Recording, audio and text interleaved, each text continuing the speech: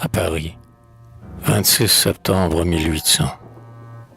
Nuit funeste, depuis qu'elle m'est apparue, et que je sais le nom et l'hôtel et la rue. Chaque fois que je sors, l'instinct traîne mes pas vers ce seuil de mon ciel que je ne franchis pas, mais où, couvert de nuit, j'écoute de la porte que quelque voix du ciel ou de la terre en sorte.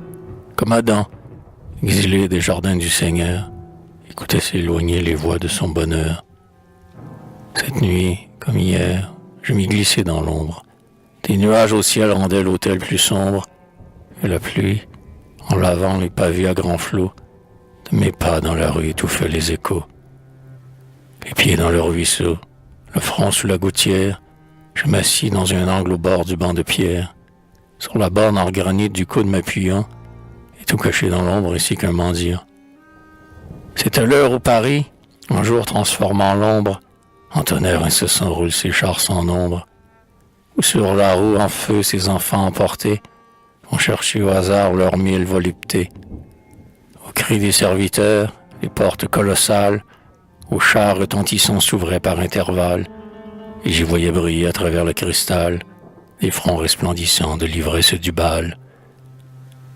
J'entendais au-dedans ces voix d'hommes, de femmes, ces sons des instruments, ces bourdonnements d'âme, où l'oreille en vain cherche une phrase à saisir, qui ne sont que la brise errante du plaisir. Cette joie, en sortant de ces froides murailles, m'enfonçait chaque fois un fer dans les entrailles, et j'aurais moins souffert, pardonne à mon remords, Seigneur, d'en voir sortir l'agonie et la mort. Un torrent de pensées me roulait dans la tête, si j'entrais tout à coup au milieu de la fête. Si, frappant d'un regard ses yeux pétrifiés, comme l'ombre des temps par son cœur oublié, et renversant du pied ses vases de délices, du nom tonnant de Dieu, j'effrayais tous ses vices. Si, des rebans s'étangent à l'heure qui la corrompt, je rendais l'innocence et la vie à son front. Hélas, de quel droit suis-je encore son père? N'ai-je pas renoncé même au doux nom de frère? Et ne sommes-nous pas, depuis l'heure d'adieu, l'un à l'autre étrangers partout, hormis en Dieu? Ah, c'est donc en Dieu seul que j'ai pu en silence bénir, prier, nommer, chercher, pleurer Laurence. Elle, pour qui 100 fois j'aurais voulu mourir. Seul à son aide, ô Dieu, je n'ai plus à courir. Et de la froide borne, en embrassant la pierre, mes yeux fondaient en ondes et ma bouche en prière. Pardonne-lui, mon Dieu, de chercher ici-bas cet amour que tu mis, tout enfant, sous ses pas. Après avoir vécu 2 ans dans ses délices, de l'épuiser encore au profane calice. Ah, moi seul, oh mon Dieu, j'ai creusé dans son cœur ce vide que ne peut combler un froid bonheur. Que la peine sur moi retombe avec le crime. Frapper le tentateur et non pas la victime. Ô tendre, ô bon pasteur, rapporte dans tes bras cette brebis tombée au piège d'ici-bas. Cet homme qui puise à l'amour avec la vie, qui l'aspire encore à sa source tarie. Si tu n'avais brisé sa coupe entre ses dents, qui sait ce que le ciel aurait versé dedans? Qui sait de quel trésor cette âme est encore pleine? Et comme des cheveux d'une autre Madeleine, pour laver dans ses pleurs ses péchés oubliés, c'est qu'il en coulerait de parfum sur tes pieds. Ah, que les miens, Seigneur, comptent à ses paupières, que par minuit sans fin, mes jeûnes, mes prières, que par l'eau de mes yeux son péché soit lavé. Et j'allais à genoux tomber sur le pavé, quand les groupes joyeux du bal qui se retirent m'éveillèrent du ciel par des éclats de rire. Le bruit avait cessé, le monde était sorti, des gonds et des viroulaires avaient retenti. J'entendis sur ma tête ouvrir une fenêtre. La lune dans le ciel venait de reparaître. L'ombre des lourds balcons, me couvrant d'un pan noir, me noyait dans sa nuit, d'où je pouvais tout voir. Une femme parut au balcon.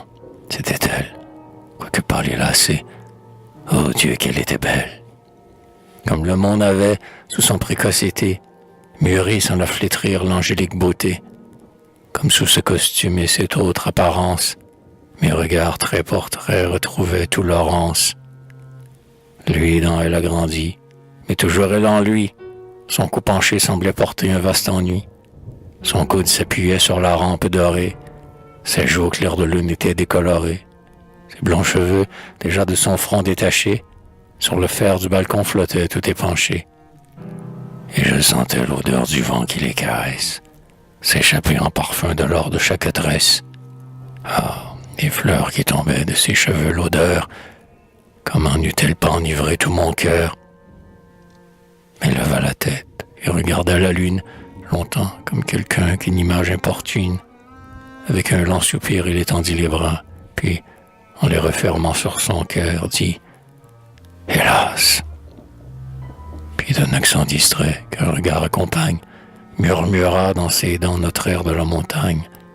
À voix basse et tremblante en chanta quelques mots. L'air manqua sur sa lèvre et finit en sanglots. Elle s'interrompit comme avec violence, referma la fenêtre, et tout devint silence. Oh, mon image alors, Laurence, était en toi. Je n'avais que 2 pas entre mon ciel et moi. Qu'une vague de l'air pour y monter, à fendre, qu'un souffle à laisser fuir, qu'un nom à faire entendre. Et mon amour perdu retombait dans mes bras, et l'enfer, ni le ciel, ne l'en arrachait pas. Les doux sons de sa voix, mon oreille était pleine. L'air qu'elle respirait lui portait mon haleine. Un cri sortit du cœur, un geste, un mouvement, et nos cœurs confondus n'avaient qu'un battement. Dans un seul élan, nos âmes assouvies franchissaient pour s'unir l'abîme de nos vies. Tu triomphas, mon Dieu, de ma fragilité. Mon silence entre nous remit l'immensité. Je m'éloignais tremblant, son ombre sur ma trace, et je remis mon âme et la sienne à ta grâce. L'aurore dans Paris ne me retrouva pas, et mon cœur est déjà là-haut où vont mes pas.